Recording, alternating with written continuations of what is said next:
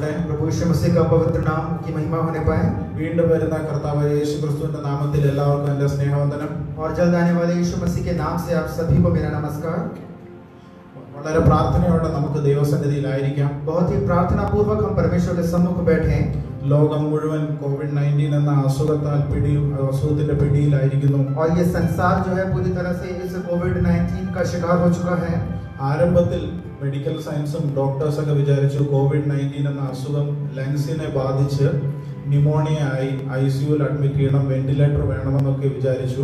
और प्रारंभ में जो मेडिकल साइंस और जो डॉक्टर है वो ये सोचते थे कि जो कोविड-19 जो बीमारी है वो फेफड़ों पर असर करती है और निमोनिया जो है इससे होता है और इसलिए वेंटिलेटर पर इन्हें ICU में रखना पड़ेगा. എങ്കിലും അതിനുശേഷവും മരണത്തിന്റെ നിരക്ക് അവർക്ക് കൺട്രോൾ ചെയ്യാൻ കഴിഞ്ഞില്ല. लेकिन उसके बाद भी इसकी मृत्यु दर को वो कंट्रोल नहीं कर पाए. അതിനാൽ ഇറ്റലിയിൽ ചില ഡോക്ടർമാർ കോവിഡ്-19 മൂലം മരിച്ച ആളുകളുടെ പോസ്റ്റ്മോർട്ടം ഓട്ടോപ്സി ചെയ്തൊരു പഠനം നടത്തി. और इसलिए इटली के कुछ डॉक्टरों ने जो कोविड-19 से मरे हुए जो लोग थे उनका पोस्टमार्टम या ऑटोप्सी कर कुछ उस पर अध्ययन किया. അവർക്ക് മനസ്സിലായി ന്യൂമോണിയയും ലങ്സിനെ ബാധിക്കുന്നതിനേക്കാൾ മരണത്തിന്റെ മുഖ്യ കാരണം മനുഷ്യന്റെ ശരീരത്തിന്റെ രക്തം കട്ട പിടിക്കുന്നു, ത്രോംബോസിസ്, ക്ലോട്ട് ആവുന്നു. और उन लोगों को ये पता चला कि जो निमोनिया होना या फेफड़ों पर असर होने से बढ़कर जो मृत्यु का कारण है जो कोरोना की वजह से हो रहा है उसका ये है कि वो जो उनका खून है वो जो है जमने लगा है. അതിനാൽ ICU ട്രീറ്റ്മെന്റിനേക്കാളും വെന്റിലേറ്ററിനേക്കാളും അതൊക്കെ ആവശ്യമാണെങ്കിലും അതിനേക്കാളും മുഖ്യമായി ആവശ്യം രക്തം കട്ട പിടിക്കാതിരിക്കാനുള്ള ട്രീറ്റ്മെന്റ് ആണ് ഡോക്ടേഴ്സ് ഇപ്പോൾ പറയുന്നത്. और इसलिए अभी डॉक्टर लोग ये कह रहे हैं कि ICU और वेंटिलेटर का जो ट्रीटमेंट है वो जरूरी है, लेकिन उसके साथ साथ सबसे ज्यादा जरूरी ये है कि उस खून को जमने से रोका जाए और उसके लिए कुछ किया जाए. അതിനാൽ ഈ അസുഖത്തെക്കുറിച്ച് വ്യക്തതയില്ലാതെ മെഡിക്കൽ സയൻസും ഡോക്ടേഴ്സും സയന്റിസ്റ്റും എല്ലാം നിസ്സഹായരായി നിൽക്കുന്ന കാഴ്ചയാണ് നമ്മളിപ്പോൾ കാണുന്നത്. तो हम अभी इस जो दृश्य को देख रहे हैं कि इस बीमारी के सामने जो हमारा मेडिकल साइंस है, हमारे डॉक्टर है और हमारे जो भी वैज्ञानिक है वो इस बात को समझ नहीं पा रहे और एकदम असहाय खड़े हुए हैं. മനുഷ്യൻ വളരെ ആശങ്കാകുലരായിരിക്കുന്നു. നമ്മുടെ ഫ്യൂച്ചർ, നമ്മുടെ ഭാവി, വാട്ട് നെക്സ്റ്റ്, അടുത്ത് എന്താണെന്ന് മനുഷ്യർ ആകുലയും ഉത്കണ്ഠയിലുമായിരിക്കുന്നു. और मनुष्य जो है इस बात की चिंता से परेशान है कि उसका फ्यूचर क्या होगा, उसके भविष्य में क्या होगा. പകർച്ചവ്യാധികൾ അന്ത്യകാലത്തിന്റെ ലക്ഷണങ്ങളാണെന്ന് ബൈബിളിൽ നമ്മൾ വ്യക്തമായി കാണുന്നു. और ऐसी जो फैलने वाली जो बीमारियां हैं वो अंतिम दिनों का जो कुछ चिन्ह है ऐसा हम वचन में पढ़ते हैं. ഒലിവ് മല പ്രഭാഷണങ്ങൾ നമ്മുടെ കർത്താവായ യേശുക്രിസ്തു ഒലിവ് മലയിൽ പ്രവചിച്ച കാര്യങ്ങളുടെ നിവർത്തി നമ്മളിപ്പോൾ കണ്ടുകൊണ്ടിരിക്കുന്നു. और जैतून के पर्वत पर यीशु मसीह ने जो भविष्यवाणियां की थी उसको पूरा होते हुए हम आज देख रहे हैं. എന്നാൽ ദൈവമക്കളായ നമുക്കൊരു ഉറപ്പുണ്ട്, നമ്മുടെ കർത്താവായ യേശുക്രിസ്തു അറിയാതെ നമ്മുടെ ജീവിതത്തിലും ലോകത്തിലും ഒന്നും സംഭവിക്കില്ല. लेकिन जो परमेश्वर के जो संतान हम लोग हैं हमें ये इस बात की आशा है कि यीशु मसीह के जाने बगैर हमारे जीवन में कुछ भी नहीं होता. ആകാശവും ഭൂമി ഒഴിഞ്ഞു പോയാലും എന്റെ വചനം ഒഴിഞ്ഞു പോകയില്ല എന്ന് നമ്മൾ വചനത്തിൽ കാണുന്നു. और हम वचन में ये देखते हैं कि आकाश और पृथ्वी टल जाएंगे लेकिन परमेश्वर का वचन कभी भी नहीं टलेगा. നമ്മുടെ വാഴ്ത്തപ്പെട്ടവനായ കർത്താവ് ഒലിവ് മലയിൽ പ്രസംഗിച്ച പ്രവചന വാക്യങ്ങൾ നമ്മൾ 3 സുവിശേഷത്തിൽ കാണുന്നു. और हमारे प्रभु यीशु मसीह ने जैतून के पर्वत पर जो संदेश दिया या जो भविष्यवाणी किया उसे हम 3 सुसमाचारों में देखते हैं. മത്തായി എഴുതിയ സുവിശേഷം 24-ാം അധ്യായത്തിലും മർക്കോസ് എഴുതിയ സുവിശേഷം 13-ാം അധ്യായത്തിലും ലൂക്കോസ് എഴുതിയ സുവിശേഷം 21-ാം അധ്യായത്തിലും ശക്തമായ ഒലിവ് മല പ്രഭാഷണങ്ങൾ നമ്മൾ കാണുന്നു. और मत्ती रचित सुसमाचार उसके 24वें अध्याय में और मरकुस रचित सुसमाचार उसके 13वें अध्याय में और लूका रचित सुसमाचार उसके 21वें अध्याय में हम यीशु मसीह के जैतून के पर्वत पर दिए गए संदेश को हम देखते हैं. ഒലിവ് മലയിലായിരുന്നപ്പോൾ ശിഷ്യന്മാർ യേശുക്രിസ്തുവിന്റെ അടുക്കൽ ചെന്ന് ചോദിച്ചു, നിന്റെ വരവിനും ലോക അവസാനത്തിനും അടയാളം എന്ത് എന്ന് ചോദിച്ചു. और जब यीशु मसीह और उसके चेले जब जैतून के पर्वत पर बैठे थे तो उसके चेलों ने उससे पूछा कि हे प्रभु तेरे आने का और इस संसार के अंत का क्या चिन्ह होगा. കർത്താവ് യേശുക്രിസ്തു അടയാളമായി ഒരു ഉപമ മത്തായി എഴുതിയ സുവിശേഷം 24-ാം അധ്യായം 32 മുതൽ നമ്മൾ കാണുന്നു. और यीशु मसीह ने वहां पर एक दृष्टांत के रूप में जो बताया उसे हम मत्ती रचित सुसमाचार उसके 24वें अध्याय के 32वें पद के आगे हम पढ़ते हैं. അത്തിയെ നോക്കി ഒരു ഉപമ പഠിപ്പീൻ. अंजीर के पेड़ से यह दृष्टांत सीखो. അത്തിയുടെ കൊമ്പ് ഇളതായി ഇല തളിർക്കുമ്പോൾ വേനൽ അടുത്തിരിക്കുന്നു എന്നറിവിൻ. जब उसकी डाली कोमल हो जाती है और पत्ते निकलने लगते हैं तो तुम जान लेते हो कि ग्रीष्मकाल निकट है। അങ്ങനെ നിങ്ങൾ ഇതൊക്കെ കാണുമ്പോൾ അവന്റെ വരവ് വാതിൽക്കലായിരിക്കുന്നു എന്ന് അറിവിൻ. इस रीति से जब इन सब बातों को देखो तो जान लो कि वह निकट है, वरन द्वार पर ही है। കർത്താവായ യേശുക്രിസ്തു മർമ്മങ്ങൾ ഉപമയിലൂടെ മറഞ്ഞിരിക്കുന്ന മർമ്മങ്ങളെ നമുക്ക് പറഞ്ഞു തരികയാണ്. और यीशु मसीह जो है एक दृष्टांत के द्वारा कुछ छुपे हुए भेदों को हमें बता रहे हैं। അത്തിവൃക്ഷം ഇസ്രായേൽ രാജ്യത്തിന്റെ ഒരു ദൃഷ്ടാന്തമാണ്. ഇസ്രായേൽ രാജ്യത്തെ കാണിക്കുന്നതാണ് അത്തിവൃക്ഷം. और अंजीर का जो वृक्ष है वो इजराइल के राज्य को दर्शाता है। കർത്താവായ യേശുക്രിസ്തുവും കർത്താവിന്റെ വാത്സല്യ ശിഷ്യന്മാരും പ്രവർത്തിച്ചതും വചനം പ്രഘോഷിച്ചതും കർത്തൃവേല ചെയ്തതും ഇസ്രായേൽ മക്കളുടെ ഇടയിലായിരുന്നു. और यीशु मसीह और उनके जो चेले थे, उन्होंने जो सेवकाई की, उन्होंने जो वचन को बांटा, उन्होंने जो भी काम किए वो इजराइल देश के लोगों के बीच में किया। മത്തായി എഴുതിയ സുവിശേഷം 10-ാം അധ്യായം അതിന്റെ 5-6 വാക്യങ്ങളിൽ നമ്മൾ കാണുന്നു. और मत्ती रचित सुसमाचार उसके 10 के 5 और 6 में हम ये पढ़ते हैं, 12 പേരെയും യേശു അയച്ചിട്ട് അവരോട് അരുളി ചെയ്തത്, और 12 चेलों को यीशु मसीह ने भेजकर उनको ये आदेश दिया, ജാതികളുടെ അടുക്കൽ പോകരുത്, ശമര്യയുടെ പട്ടണങ്ങൾ കടക്കരുത്, പക്ഷേ ഇസ്രായേൽ ഗ്രഹത്തിൽ കാണാതായ ആടുകളുടെ അടുക്കൽ ചെല്ലുവിൻ. अन्य जातियों की ओर ना जाना और सामरिया के किसी नगर में प्रवेश न करना, परंतु इजराइल के घराने की खोई हुई भेड़ों के पास जाना। സ്വർഗരാജ്യം സമീപിച്ചിരിക്കുന്നു എന്ന് ഘോഷിപ്പീൻ എന്ന് പറഞ്ഞു. और यह प्रचार करना कि स्वर्ग का राज्य निकट आ पहुंचा है। ജാതികളുടെ ഇടയിലും ശമര്യയുടെ പട്ടണങ്ങളിലും പോകുവാനല്ല കർത്താവായ യേശുക്രിസ്തു ശിഷ്യന്മാരോട് പറഞ്ഞത്, മറിച്ച് ഇസ്രായേൽ ഗ്രഹത്തിന്റെ മധ്യത്തിൽ യേശുവിന്റെ വചനവുമായി നിൽക്കാനാണ് കർത്താവായ യേശുക്രിസ്തു പറഞ്ഞത്. और यीशु मसीह ने अपने चेलों को अन्य जातियों के पास ये सामरिया नगर में जाने के लिए नहीं कहा, लेकिन इजराइल के घराने के पास जाकर वचन का प्रचार करने के लिए कहा। അതുപോലെ ലൂക്കോസ് എഴുതിയ സുവിശേഷം 13-ാം അധ്യായം അതിന്റെ 6 മുതൽ 9 വരെയുള്ള വാക്യങ്ങളിൽ നമ്മൾ കാണുന്നു, അത്തിയെ നോക്കി ഒരു ഉപമ പഠിപ്പീൻ. और उसी तरह से लूका रचित सुसमाचार उसके 13वें अध्याय के 9वें पद से हम ये पढ़ते हैं कि अंजीर को देखकर एक दृष्टांत सीख। ഒരുത്തന് മുന്തിരിത്തോട്ടത്തിൽ ഒരു അത്തിവൃക്ഷം ഉണ്ടായിരുന്നു. उसके 6वें पद में हम ये पढ़ते हैं कि किसी के अंगूर की बारी में एक अंजीर का पेड़ लगा हुआ था, അതിൽ ഫലം തിരഞ്ഞു കണ്ടില്ല താനും. वह उसमें फल ढूंढने आया परंतु ना पाया। തോട്ടക്കാരനോട് 3 വർഷമായി ഞങ്ങൾ ഫലം തിരയുന്നു, കണ്ടില്ല, അതിനെ വെട്ടിക്കളക എന്ന് പറഞ്ഞു. तब उसने बारी के रखवाले से कहा, देख 3 वर्ष से मैं इस अंजीर के पेड़ में फल ढूंढते आया हूँ, परंतु नहीं पाता, इसे काट डाल कि यह भूमि को क्यों रोके रहे। അതുപോലെ കർത്താവ് നമ്മളിൽ നിന്ന് പ്രതീക്ഷിക്കുന്ന ഫലം നമ്മൾ കായ്ക്കുന്നില്ല എങ്കിൽ കർത്താവിന്റെ കോടാലി പരിശോധനകളിലൂടെയും പലവിധ ശോധനകളിലൂടെയും രോഗങ്ങളിലൂടെയും ആ വെട്ടിക്കളയുന്ന ഒരു അവസ്ഥ, ആ കോടാലി നമ്മുടെ മേൽ ഭവിക്കാൻ സാധ്യതയുണ്ട്. और उसी प्रकार जो प्रभु हमसे जिस फल की आशा रखते हैं, यदि उस फल को हम नहीं लाते हैं तो हमारे जीवन में कई परेशानियों के द्वारा और कई मुसीबतों के द्वारा वो एक जो कुल्हाड़ी का अनुभव हमारे जीवन में आ सकता है। കർത്താവായ യേശുക്രിസ്തുവും ശിഷ്യന്മാരും ഇസ്രായേൽ ഗ്രഹത്തിന് മധ്യത്തിൽ പ്രവർത്തിച്ചിട്ടും വചനം പറഞ്ഞിട്ടും അവരിൽ പ്രതീക്ഷിച്ച ഫലം കാണുവാൻ കർത്താവിന് കഴിഞ്ഞില്ല. और प्रभु यीशु मसीह और उसके सभी शिष्यों ने जो इजराइल के घराने के बीच में कार्य करके सेवकाई करने के बाद भी जिस फल की वो आशा उन्होंने उनसे की, वो फल उन्होंने उनमें नहीं पाया। നമ്മൾ മർക്കോസിന്റെ സുവിശേഷത്തിൽ കാണുന്നു, അതിന്റെ 11-ാം അധ്യായം 12-13 വാക്യത്തിൽ കാണുന്നു, അവർ ബഥാനിയിൽ നിന്ന് വരുമ്പോൾ അവന് വിശന്നു. और मरकुस रचित सुसमाचार उसके 11वें अध्याय में हम इस प्रकार पढ़ते हैं कि जब वो बेतानिया से आ रहे थे तो उन्हें भूख लगी। ഇലയുള്ള ഒരു അത്തിവൃക്ഷം അവൻ കണ്ടു. और 13वें पद में लिखा है कि उसने दूर से अंजीर का एक हरा पेड़ देखा, എന്നാൽ അതിൽ ഫലം കണ്ടില്ല. लेकिन जब वो निकट गए तो उसमें कुछ फल ना पाया, അതിനാൽ യേശു അതിനെ ശപിച്ചു. और इसलिए यीशु मसीह ने उसे श्राप दिया। അതിന്റെ 20-ാം വാക്യത്തിൽ നമ്മൾ കാണുന്നു, അത് വേരോടെ ഉണങ്ങിപ്പോയി. और मरकुस 11 के बीच में हम देखते हैं, 20 के वचन में हम देखते हैं कि वो पेड़ जो है जड़ तक सूख गया। അതുപോലെ യേശുവും ശിഷ്യന്മാരും ഇസ്രായേൽ ഗ്രഹത്തിന് മധ്യത്തിൽ പ്രവർത്തിച്ചിട്ടും അവരിൽ ഫലമൊന്നും കണ്ടില്ല. യേശു അവരെ ശപിക്കാനിടെ ഇസ്രായേൽ ഗ്രഹത്തിന്റെ, ഇസ്രായേൽ രാജ്യത്തിന്റെ തകർച്ച, ലോകത്തിന്റെ 4 പാടും അവർ ചിതറിപ്പോയി.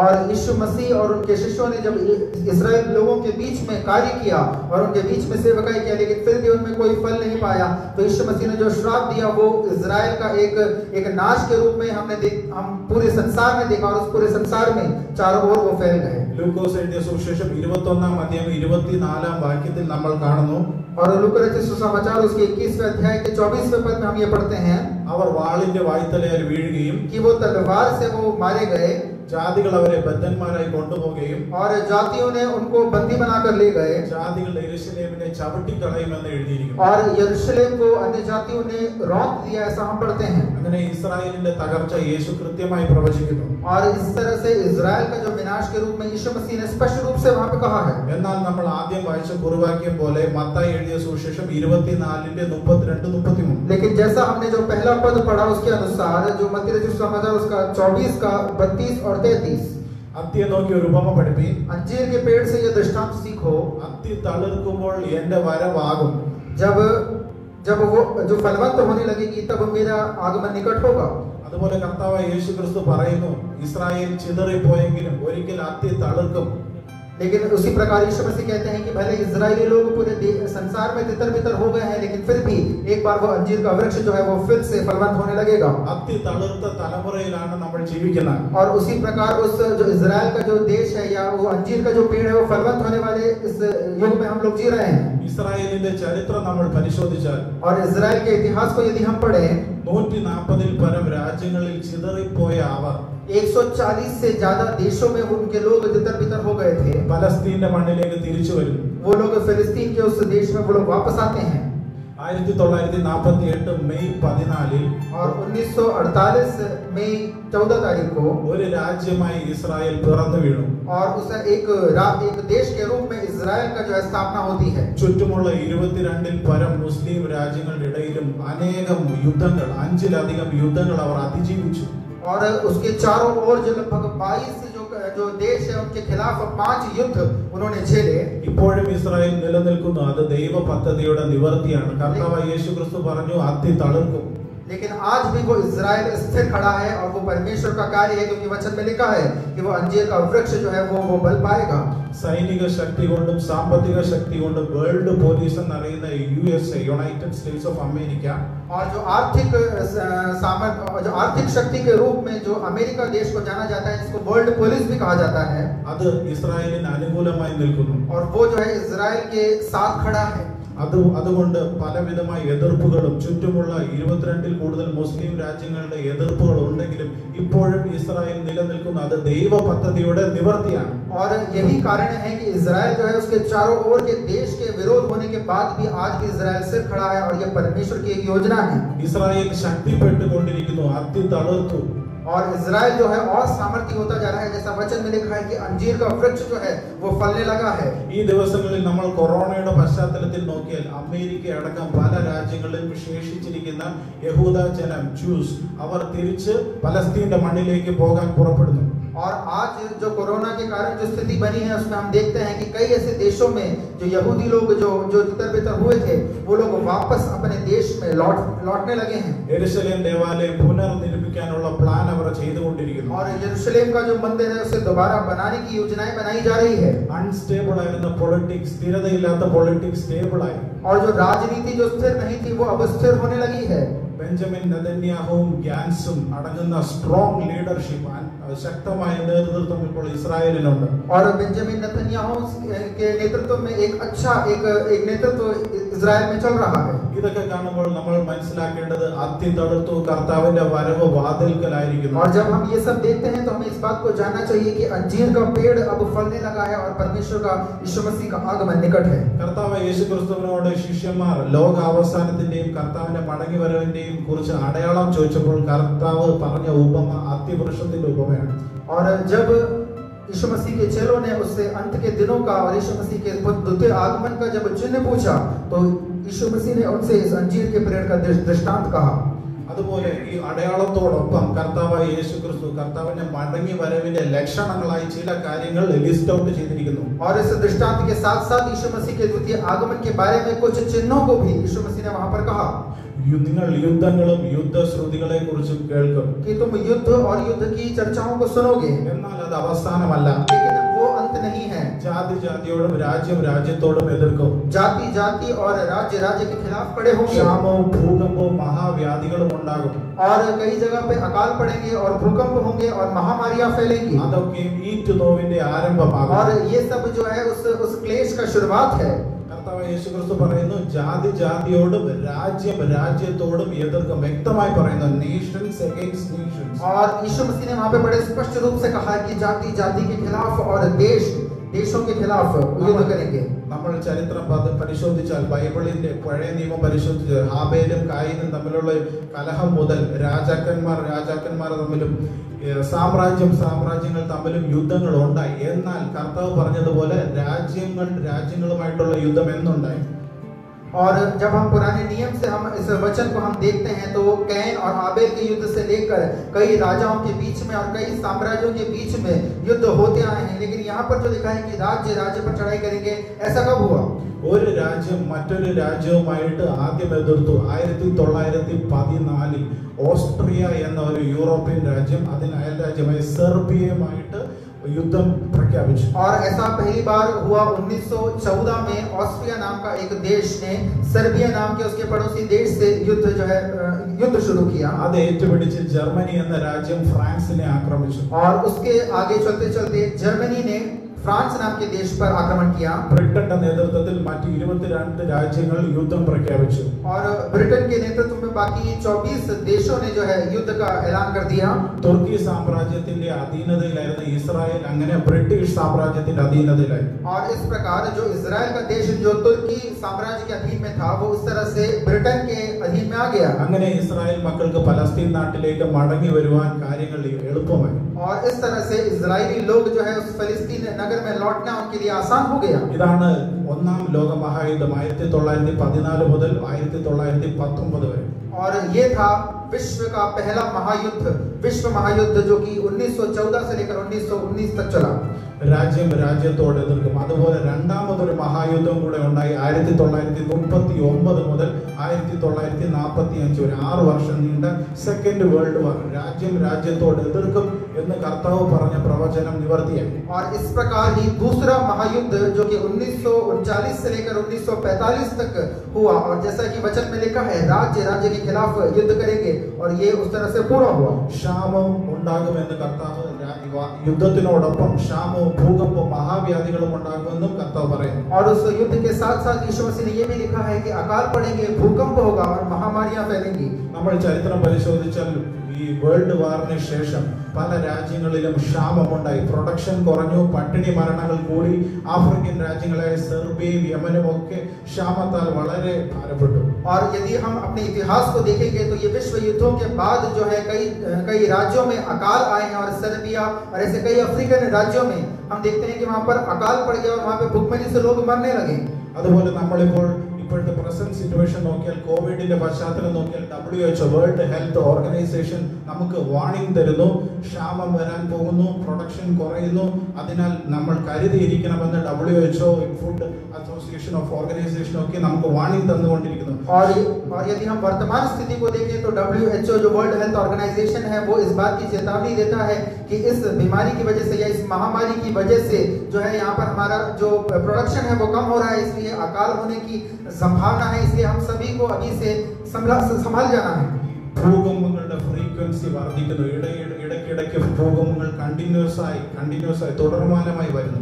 और कई ऐसे भूकंप जो है वो लगातार होते जा रहे हैं और वो बहुत तेज गति से आ रहे हैं. ഇന്ത്യയിലെ പല സ്റ്റേറ്റുകളിലും ഭൂകമ്പങ്ങൾ നടന്നുകൊണ്ടിരിക്കുന്നു. നമ്മൾ ഡൽഹിയെ പരിശോധിച്ചാൽ കണ്ടിന്യൂസ് ആയി അവിടെ ഭൂകമ്പങ്ങൾ വരുന്നു. और भारत के भी कई राज्यों के अंदर भूकंप हो रहे हैं. हम दिल्ली के बारे में हमने सुना है कि वहां पर बहुत भूकंप हो चुके हैं. റഷ്യയും ജപ്പാനും അടങ്ങുന്ന മറ്റ് രാജ്യങ്ങളിലും ഭൂകമ്പങ്ങൾ വരുന്നു. और रशिया और जापान जैसे दूसरे देशों में भी भूकंप हो रहे हैं. അതുപോലെ കർത്താവ് പറയുന്നു മഹാവ്യാധികൾ ഉണ്ടാകും. और वैसे ही प्रभु ने वहां पर कहा कि महामारियां होगी. നമ്മൾ ചരിത്രം പരിശോധിച്ചാൽ സാർസ്, മെഴ്സ്, ഇബോള, സ്പാനിഷ് ഫ്ലൂ അടങ്ങുന്ന അനേക മഹാവ്യാധികളുടെ ഔട്ട്ബ്രേക്കുകൾ ഉണ്ടായിട്ടുണ്ട്. और यदि हम अपने इतिहास को देखेंगे तो सार्स, इबोला, ऐसे स्पेनिश फ्लू, ऐसे बहुत सारे महामारियां जो है आजकल हो रही हैं. ഇപ്പോഴും നമ്മൾ ഒരു പകർച്ചവ്യാധി, ഒരു മഹാവ്യാധിയുടെ നടുവിലായിരിക്കും. കോവിഡ്-19 ലക്ഷക്കണക്കിന് ആളുകളെ അത് കൊന്നുകൊണ്ടിരിക്കുന്നു. और आज भी हम एक ऐसी महामारी के मध्य में है जो कि कोविड-19 जिसने लाखों लोगों को जो है जिसकी वजह से उनकी मृत्यु हो गई. ഇന്ന് വരെയുള്ള കണക്കുകൾ നോക്കിയാൽ ഏകദേശം 70 ലക്ഷം ആളുകൾ ലോകത്തിൽ കൊറോണ പോസിറ്റീവ് കേസസ് ആയി അതിൽ 4 ലക്ഷം ആളുകൾ മരണം വഴി മാറ്റപ്പെട്ടു കഴിഞ്ഞു. और यदि आज के आंकड़ों को हम देखें तो लगभग 70 लाख लोग इस संसार में कोरोना के शिकार हुए हैं और लगभग 4 लोगों की उनमें से मृत्यु हो चुकी है. കർത്താവ് യേശുക്രിസ്തു ഇതെല്ലാം വ്യക്തമായി പറയുന്നു. യുദ്ധങ്ങൾ, ക്ഷാമങ്ങൾ, ഭൂകമ്പങ്ങൾ, മഹാവ്യാധികൾ എല്ലാം ഉണ്ടാകും. അതെല്ലാം ഈറ്റുനോവിന്റെ ആരംഭമാണ്, ബർത്ത് പെയിൻ.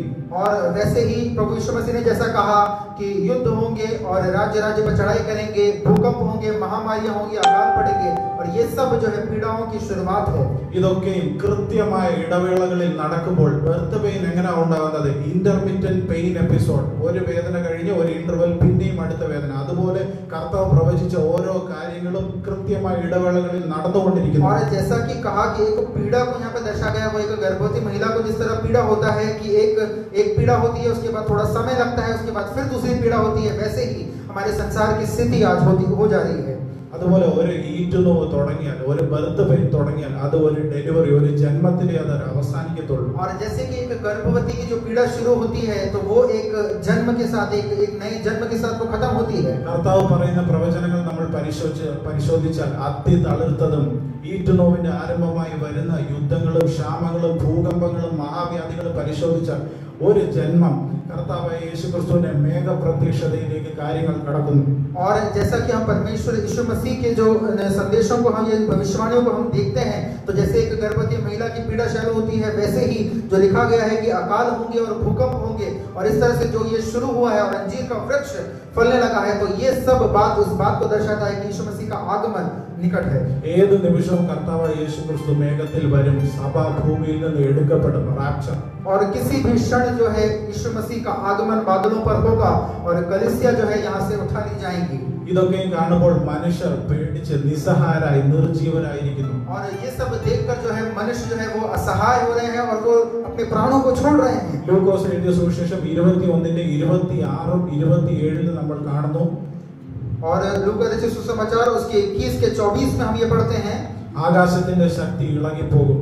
और उसके 25वें पद में लिखा है, सूरज और चांद और तारों में चिन्ह दिखाई देंगे. ഭൂമിയിൽ എന്ത് ഭവിക്കുമെന്ന് അറിയാതെ മനുഷ്യർ പേടിച്ച് നിർജീവന്മാരാകും. और इस संसार में क्या होने वाला है ये सोचकर मनुष्य जो है वो भयभीत होंगे और अपने प्राणों को छोड़ देंगे. അപ്പോൾ മനുഷ്യപുത്രൻ ശക്തിയോടും മഹാ തേജസ്സോടും കൂടി മേഘത്തിൽ വരും. और तब मनुष्य का पुत्र सामर्थ्य और बड़ी महिमा के साथ बादल पर आएगा. നമ്മൾ ഇപ്പോഴത്തെ പ്രസന്റ് സിറ്റുവേഷനും യുഗാന്ത്യ പ്രഭാഷണങ്ങളുടെ, യുഗാന്ത്യ പ്രവചനങ്ങളുടെ നിവൃത്തിയൊക്കെ കാണുമ്പോൾ, അതൊക്കെ കണക്ട് ചെയ്യുമ്പോൾ, और जब हम आज के जो इस वर्तमान स्थिति को देखते हैं और इस अंतकाल के वचनों को जब हम इसके साथ हम जोड़कर देखते हैं, ലൂക്കോസ് എഴുതിയ സുവിശേഷം 21:28 കാണുന്നു, ഇതൊക്കെ സംഭവിച്ചു തുടങ്ങുമ്പോൾ. और लूका रचित सुसमाचार उसके 21 के 28 में हम ये पढ़ते हैं, जब ये बातें होने लगे, നിങ്ങൾ ഇതൊക്കെ സംഭവിച്ചു തുടങ്ങുമ്പോൾ നിങ്ങളുടെ വീണ്ടെടുപ്പ് അടുത്തിരിക്കുന്നത് കൊണ്ട് നിവർന്ന് തല പൊക്കുവിൻ.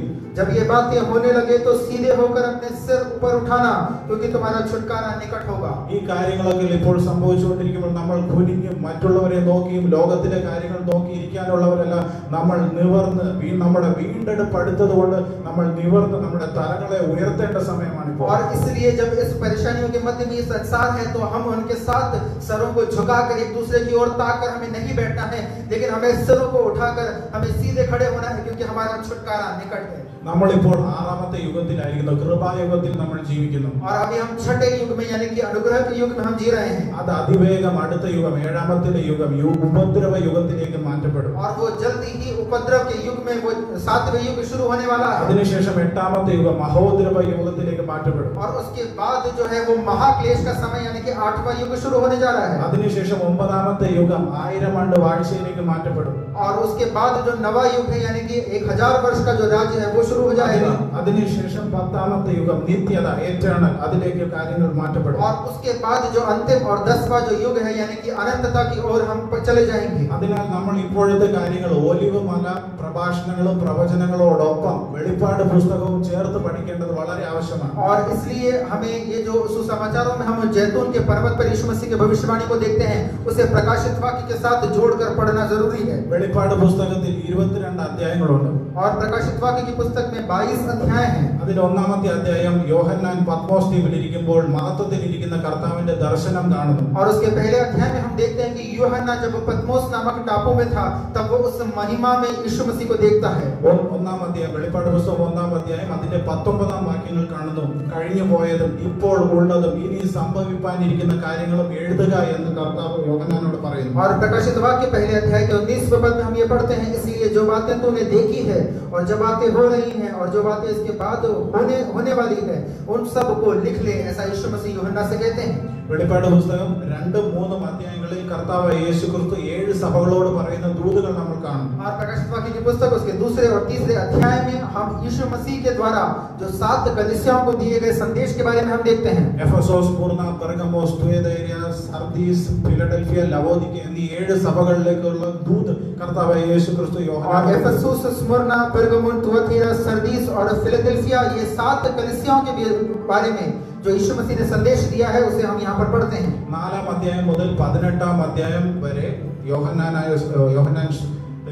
കർത്താവ് ദർശനം കൊടുക്കുന്നു. ഫ്യൂച്ചർ ഇവന്റ്സ്, അന്ത്യകാല സംഭവങ്ങളെ കുറിച്ച് യോഹന്നാൻ ദർശനം കൊടുക്കുന്നു. और प्रकाशित वाक्य के 4 अध्याय से लेकर 18वें अध्याय तक हम ये जो पढ़ते हैं उसमें यीशु मसीह ने यूहन्ना को जो अंत के समय के विषय में जो दर्शन दिया और जो बातें होने वाली है उसके बारे में जो दर्शन दिया उसके बारे में पढ़ते हैं. വെളിപ്പാട് പുസ്തകം 4 അധ്യായം അതിന്റെ 1 വാക്യത്തിൽ നമ്മൾ കാണുന്നു, സ്വർഗ്ഗത്തിൽ ഒരു വാതിൽ തുറന്നിരിക്കുന്നു, കാഹളനാദം പോലൊരു ശബ്ദം കേൾക്കുന്നു. യോഹന്നാനോട് പറയുന്നു, ഇങ്ങോട്ട് കയറി വരിക, ഇനി മേലാൽ സംഭവിക്കാനുള്ളത് ഞാൻ നിനക്ക് കാണിച്ചു തരാമെന്ന് നമ്മൾ കാണും. और यूहन्ना जो प्रकाशित वाक्य उसके 4 अध्याय के पहले पद में हम ये पढ़ते हैं कि यूहन्ना ने देखा कि स्वर्ग खुला हुआ है और एक तुरही का शब्द सुनाई देता है और उससे कहते हैं कि तू यहाँ चला आ और जो आगे बातें होने वाली है वो मैं तुझे दिखाऊंगा.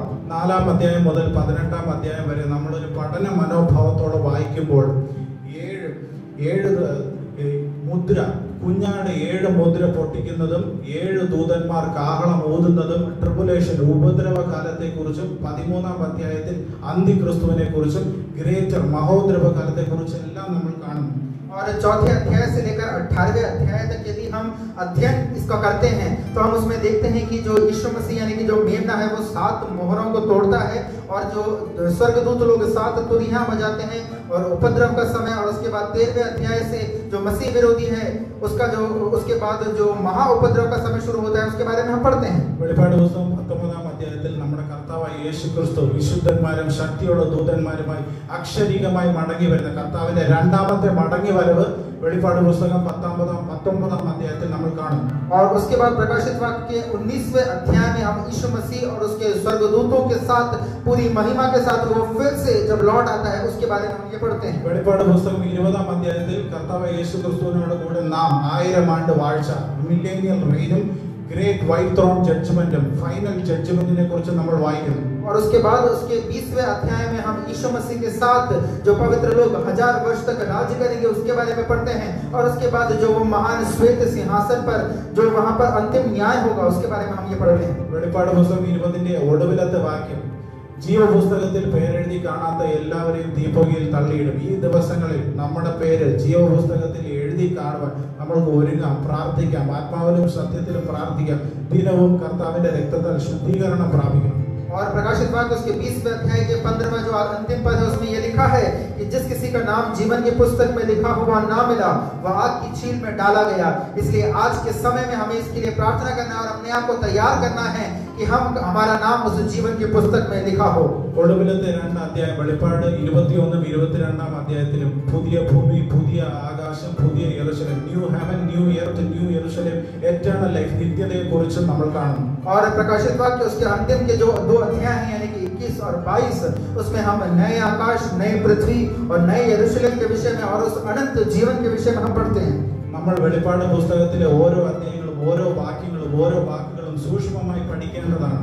और प्रकाशित वाक्य का एक-एक अध्याय और उसके एक-एक वचनों को हमें बहुत ध्यानपूर्वक पढ़ना है. കർത്താവായ യേശുക്രിസ്തു നമുക്കതിന്റെ പൊരുൾ തിരിച്ചു തരണം. നമ്മൾ ഏത് കാലഘട്ടത്തിലാണ് ജീവിക്കുന്നതെന്ന് നമ്മൾ അത് വായിച്ച് മനസ്സിലാക്കേണ്ടതാണ്. और प्रभु जब हम इस बात को अच्छी तरह से ध्यान से इस पुस्तक को पढ़ेंगे तो प्रभु यीशु मसीह हमें इसके भेद को हमें समझाएंगे और किस युग में हम जी रहे हैं वो हमें समझाएंगे. വെളിപ്പാട് പുസ്തകം 6 അധ്യായത്തിന്റെ 7-8 വാക്യങ്ങൾ നമുക്ക് നോക്കാം. प्रकाशित वाक्य उसके 6 अध्याय का 7वां और 8वां पद हम देखेंगे। കുഞ്ഞാട് നാലാമത്തെ മുദ്ര പൊട്ടിച്ചു. जब मेमने ने चौथी मोहर को खोला ഒരു മഞ്ഞ കുതിരയെ കണ്ടു. तो उसने एक पीले घोड़े को देखा അതിന് മരണം എന്ന് പേർ. और उसका नाम मृत्यु है। വാളുകൊണ്ടും ക്ഷാമം കൊണ്ടും മഹാവ്യാധി കൊണ്ടും കാട്ടുമൃഗങ്ങളെ കൊണ്ടും കൊന്നുകളയുവാൻ അതിന് അധികാരം ലഭിച്ചു. और तलवार और अकाल और मरी और पृथ्वी के वन पशुओं के द्वारा लोगों को मार डालने का उसे अधिकार दिया गया।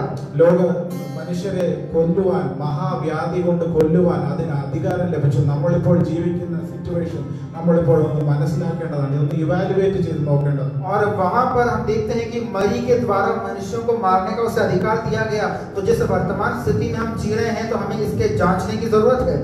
ലോകത്തിലെ സംഭവങ്ങൾ പ്രസന്റ് സിറ്റുവേഷനുകൾ നമ്മളൊന്ന് ചിന്തിച്ചാൽ यदि वर्तमान स्थिति को यदि हम संसार की हम देखेंगे അത് അടുത്ത യുഗത്തിലേക്ക് അടുത്ത കർത്താവിന്റെ കാര്യപരിപാടിയിലേക്ക് കടക്കുന്നു. तो वो प्रभु के दूसरे कार्य यानी कि अगले युग की ओर हमें वो ले जा रहा है। ഒരുവന്റെ കയ്യിലേക്ക് ലോകത്തിന്റെ ഭരണം കൈമാറ്റം ചെയ്യാൻ പോകുന്നു. और एक व्यक्ति के हाथ में इस संसार का जो अधिकार है वो दिया जाने वाला है। അന്തിക്രിസ്തു എഴുന്നേൽക്കാൻ പോകുന്നു. और मसीह विरोधी खड़ा होने वाला है। യുകെ ബ്രിട്ടന്റെ ഫോർമർ പ്രൈം മിനിസ്റ്റർ ഇതിനു മുമ്പിലത്തെ പ്രൈം മിനിസ്റ്ററായ ഗോർഡൻ ബ്രൗൺ പറഞ്ഞു. और ब्रिटेन के जो पूर्व प्रधानमंत्री है जो गॉर्डन ब्राउन है उन्होंने ये कहा, നിങ്ങൾക്ക് യൂട്യൂബ് ചെയ്താൽ കാണാം ഈ ഇപ്പോഴത്തെ സിറ്റുവേഷൻ കോവിഡ്-19 എക്കണോമിക് ഡിസ്ട്രസും അതുപോലെയുള്ള സിറ്റുവേഷൻ ടാക്കിൾ ചെയ്യാൻ വേണ്ടി ഗോർഡൻ ബ്രൗൺ ഒരു സജഷൻ പറയുന്നു. ഒരു ഗ്ലോബൽ ടാസ്ക് ഫോഴ്സ് ഒരു റൂളറിന്റെ കീഴിൽ ലോകം മുഴുവൻ ഭരണമെന്ന് ഒരു സജഷൻ കൊടുത്തു. और आप यदि YouTube में आप ढूंढे तो आप इसे पाएंगे कि जो गॉर्डन ब्राउन जो ब्रिटेन के पूर्व प्रधानमंत्री हैं उन्होंने इस वर्तमान स्थिति और कोरोना के कारण जो आर्थिक तंगी संसार पर आ पड़ी है उसको सुधारने के लिए उसके एक समाधान के रूप में एक सांसारिक नेतृत्व यानी कि पूरा संसार को एक व्यक्ति के नेतृत्व में लाने का एक सुझाव दिया है। ഇതൊക്കെ കാണുമ്പോൾ അന്തിക്രിസ്തു എഴുന്നേൽക്കാൻ പോകുന്നു, കൃപായുഗം മാറ്റപ്പെടുവാൻ പോകുന്നു, ഉപദ്രവത്തിലേക്ക് കടങ്ങുന്നു. എന്നാൽ അതിനു മുമ്പ് ഒരു മഹാസംഭവം സംഭവിക്കും. കർത്താവായ യേശുക്രിസ്തു ഏത് നിമിഷവും വേഗത്തിൽ വരും. നിങ്ങൾ എടുക്കപ്പെടുവാൻ തയ്യാറാണോ? ഒരുക്കമുള്ളവരാണോ? റാപ്ചർ ഓഫ് ചർച്ച് നടക്കാൻ പോകുന്നു.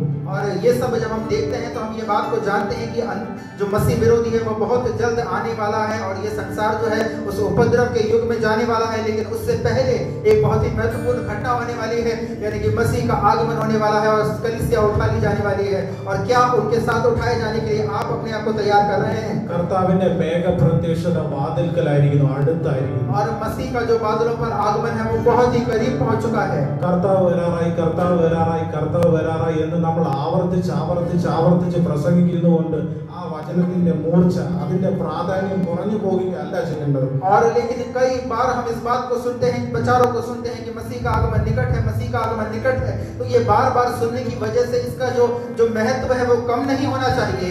കർത്താവ് പറഞ്ഞു ഇതിന്റെ ലക്ഷണങ്ങൾ അത്യന്തം ഈറ്റുനോവിന്റെ ആരംഭമായ യുദ്ധങ്ങളും ക്ഷാമങ്ങളും ഭൂകമ്പങ്ങളും മഹാവ്യാധികളും ഒക്കെ ഉണ്ടാകുമ്പോൾ और जब यीशु मसीह ने कहा कि इसके चुनने के रूप में जब उस अंजीर के वृक्ष को आप जब फलवंत होते हुए देखेंगे और कई ऐसे जो महामारियों को युद्धों को आप देखेंगे और इस पीड़ाओं के आरंभ को आप देखेंगे, ഇതൊക്കെ സംഭവിച്ചു തുടങ്ങുമ്പോൾ जब ये सब घटनाएं होने लगेंगी നിങ്ങളുടെ വീണ്ടെടുപ്പ് അടുത്തിരിക്കുന്നതുകൊണ്ട് നിങ്ങൾ തലകളെ ഉയർത്തുവിൻ. तो आप अपने सिरों को उठाएं क्योंकि आपका छुटकारा निकट है।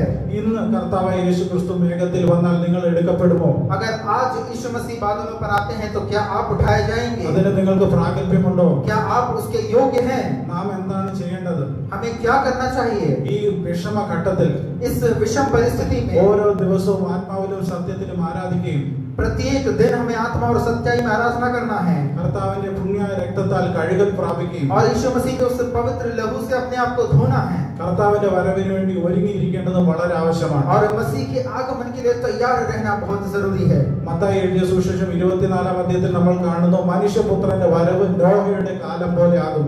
और जैसा कि हम मत्ती रचित सुसमाचार उसके 24वें अध्याय में देखते हैं कि मसीह का जो आगमन है वो नूह के काल के समान होगा। നോഹയുടെ കാലത്തെ ജനങ്ങൾ മുന്നറിയിപ്പുകളെ അവഗണിച്ചു കളഞ്ഞു. और नूह के समय में जो भी चेतावनियां लोगों को मिली वो सब उन्होंने नजरअंदाज कर दी। നമുക്ക് ലഭിക്കുന്ന മുന്നറിയിപ്പുകളെ നമ്മൾ അവഗണിച്ചു കളയരുത്. और जो चेतावनियां हमें मिल रही है हम उसे नजरअंदाज ना करें। മത്തായി എഴുതിയ സുവിശേഷം 25-ാം അധ്യായം നമ്മൾ 10 കന്യകമാരുടെ ഉപമ കാണുന്നു. और मत्ती रचित सुसमाचार उसके 25वें अध्याय में हम 10 कुमारियों के दृष्टांत को देखते हैं। हैं। അതിൽ 5 കന്യകമാർ എടുക്കപ്പെടുകയും കൈക്കൊള്ളപ്പെടുകയും 5 കന്യകമാർ തള്ളപ്പെടുകയും ചെയ്തു. और उसमें से 5 कुंवारियां जो है वो स्वीकार कर ली गई और जो 5 कुंवारियां हैं वो छोड़ दी गई. 5 കന്യകമാർ തള്ളപ്പെടാനുള്ള കാരണം അവർക്ക് എണ്ണ ശേഖരിക്കാൻ ലഭിച്ച അവസരം അവർ നഷ്ടപ്പെടുത്തി കളഞ്ഞു. 5 कुंवारियों के छोड़ जाने का कारण ये था कि उनको जो तेल लेने के लिए जो समय उनको मिला था उसको उन्होंने जो है उस समय को बर्बाद कर दिया. അതിനാൽ നമുക്ക് ലഭിച്ച അവസരം പ്രാർത്ഥിക്കുവാനും വചനം വായിക്കുവാനും കർത്താവിനോട് അടുക്കുവാനും നമുക്ക് ലഭിച്ച ഈ അവസരം നമ്മൾ നഷ്ടപ്പെടുത്തി കളയരുത്. और इसलिए हमें इस बात का ध्यान रखना है कि ये जो अवसर हमें मिला है जिसमें हम परमेश्वर के वचन को पढ़ सकते हैं, परमेश्वर के और करीब जा सकते हैं, इस अवसर को आप कभी भी ना छोड़ें. അതിനാൽ നിങ്ങൾ മുന്നറിയിപ്പുകളെ അവഗണിക്കുകയും ചെയ്യരുത്, കിട്ടിയ അവസരം നഷ്ടപ്പെടുത്തുകയും ചെയ്യരുത്. इसलिए आप चेतावनियों को नजरअंदाज ना करें और जो अवसर आपको मिला है उसे आप ना खोएं. ലൂക്കോസ് എഴുതിയ സുവിശേഷം ഒരു വാക്യം പറഞ്ഞ് ഞാൻ അവസാനിപ്പിക്കാം. ലൂക്കോസ് എഴുതിയ സുവിശേഷം അതിന്റെ 21-ാം അധ്യായം 34 മുതൽ 36 വരെയുള്ള വാക്യങ്ങൾ. और एक और वचन को बोलकर मैं समाप्त करना चाहूंगा. लूका रचित सुसमाचार उसका 21वां अध्याय उसका 34 से 36. നമ്മൾ ഭയത്തോടെ കേൾക്കേണ്ട വാക്യമാണ്. और ये वचन हमें बहुत ही भय के साथ सुनना चाहिए. കർത്താവ് ശക്തമായ മുന്നറിയിപ്പ് നൽകുന്നു. और परमेश्वर जो मसीह यीशु है यहाँ पर एक बहुत बड़ी चेतावनी दे रहे हैं. ഒരു തീയിൽ ചവിട്ടി നിൽക്കുന്ന മെന്റാലിറ്റിയോടെ നമ്മൾ ഇതിൽ കേൾക്കണം. और एक हम जैसे अंगारों के ऊपर खड़े हैं इस मानसिकता के साथ हमें इस वचन को सुनना है. അതിൽ പറയുന്നു ലൂക്കോസ് എഴുതിയ സുവിശേഷം 21-ാം അധ്യായം 34, 35, 36. നിങ്ങളുടെ ഹൃദയം അതിഭക്ഷണത്താലും മദ്യപാനത്താലും ഉപജീവന ചിന്തകളാലും ഭാരപ്പെട്ടിട്ട് ആ ദിവസം നിങ്ങൾക്ക് കെണി പോലെ വരാതിരിക്കാൻ സൂക്ഷിച്ചുകൊള്ളുവിൻ. और लूका रचित सुसमाचार उसके 21 के 34 में हम ये पढ़ते हैं, इसलिए सावधान रहो, ऐसा ना हो कि तुम्हारा मन खुमार और मतवालेपन और इस जीवन की चिंताओं में सुस्त हो जाए और वह दिन तुम पर फंदे के समान अचानक आ पड़े. നമ്മൾ കെയർലെസ്സായി ജീവിച്ച് അതൊരു കെണി പോലെ ഒരു ട്രാപ്പ് പോലെ നമ്മൾക്ക് ആയി തീരാതിരിക്കാൻ നമ്മൾ സൂക്ഷിക്കണം. और यदि हम चिंता रहित होकर हम जीवन को जीते रहे और ये दिन हम पर एक फंदे के समान ना आ पड़े. അടുത്ത വാക്യത്തിൽ നമ്മൾ കാണുന്നു ഇത് സർവ്വഭൂലോകത്തിൽ വസിക്കുന്ന എല്ലാവരിലും വരും. और 35 पद में हम ये पढ़ते हैं क्योंकि वह सारी पृथ्वी के सब रहने वालों पर इसी प्रकार आ पड़ेगा. അടുത്ത വാക്യം നമ്മൾ ചിന്തിക്കുമ്പോൾ ആകയാൽ ഈ സംഭവിക്കാനുള്ള എല്ലാത്തിൽ നിന്നും ഒഴിഞ്ഞു പോകുവാനും മനുഷ്യപുത്രന്റെ മുൻപിൽ നിൽക്കുവാൻ പ്രാപ്തരാകേണ്ടതിന് സദാകാലവും ഉണർന്നും പ്രാർത്ഥിച്ചുകൊണ്ടിരിപ്പിൻ. और 36 पद में हम ये पढ़ते हैं, इसलिए जागते रहो और हर समय प्रार्थना करते रहो कि तुम इन सब आने वाली घटनाओं से बचने और मनुष्य के पुत्र के सामने खड़े होने के योग्य बनो. സദാകാലവും ഉണർന്നും പ്രാർത്ഥിച്ചുകൊണ്ടിരിപ്പിൻ. और इसे लिखा है कि हर समय जागते रहो और प्रार्थना करते रहो. നമ്മൾ ഉണർന്നും കർത്താവിന്റെ വരവിന് വേണ്ടി ഒരുക്കമുള്ളവരായിരിക്കണം. और इसलिए हम जागते रहें और मसीह के आगमन के लिए तैयार रहें. ഈ ദിവസങ്ങൾ നമ്മൾക്ക് ഉണർന്നിരിക്കാം. ജീവപുസ്തകത്തിൽ നമ്മുടെ പേരും എഴുതി കാണാൻ നമുക്ക് പ്രാർത്ഥിക്കാം. പരിശുദ്ധാത്മ അഭിഷേകം പ്രാർത്ഥിക്കാം. പരിശുദ്ധാത്മ എന്ന എണ്ണ നമുക്ക് ശേഖരിക്കാം. और इसी तरह से इन दिनों में हम जागते रहें और उस मसीह के आगमन के लिए तैयार अपने आप को करते रहें और उस जीवन के पुस्तक में हमारा भी नाम लिखा हो और उस पवित्र आत्मा रूपी उस तेल को हम जो है हम इकट्ठा करते रहें. കർത്താവ് യേശു ക്രിസ്തു നിങ്ങൾ ഓരോരുത്തരെയും സഹായിക്കുമാറാകട്ടെ. और प्रभु यीशु मसीह आप सभी के वचनों के द्वारा सहायता करें. ഈ വചനത്താൽ ദൈവം നിങ്ങളെ അനുഗ്രഹിക്കുമാറാകട്ടെ. और इन वचनों के द्वारा परमेश्वर आप सभी को आशीषित करें. ഇങ്ങനെ ഒരു അവസരം ഒരുക്കിയ ബർഷേബ ചർച്ച് ഓഫ് ഗോഡ് ഉജ്ജയിന് എന്റെ നന്ദി അറിയിച്ചുകൊള്ളുന്നു. और ये अवसर मुझे देने वाले बेरशेबा चर्च उज्जैन का मैं आभारी हूँ.